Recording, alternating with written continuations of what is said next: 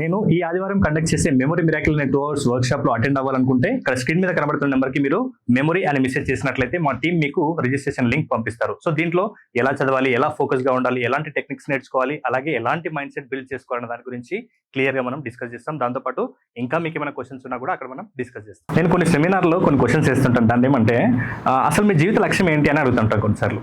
చాలా మంది ఏమంటారు అంటే జీవిత లక్ష్యమా, ఏం లేదు, అందరు ఎలా బతుకుతున్నారు మేము అలా బతుకుతున్నాము, అందరు ఎలా చనిపోతారో మేము కూడా అలాగే చనిపోతాం అంటారు. కానీ ఇది రాంగ్, ఇది నరకంతో సమానం అంటారు నేనైతే.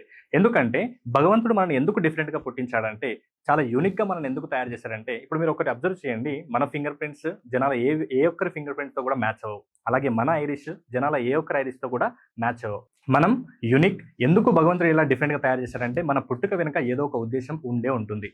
మళ్ళీ గుర్తుపెట్టుకోండి, మనం ఈ భూమి మీదకి చరిత్ర పుస్తకాలు చదివి వెళ్ళడానికి రాలేదు, మనకంటూ ఒక చరిత్రను క్రియేట్ చేసుకుని వెళ్ళడానికి వచ్చాం. కాబట్టి ఏదో వచ్చాం పోయాం కాదు, చరిత్రలో మనకంటూ కొన్ని పేజీలు ఉన్నాయో ఒకసారి చెక్ చేసుకోవడం ప్రతి ఒక్క విద్యార్థి యొక్క బాధ్యత. Thank you so much. జై హింద్.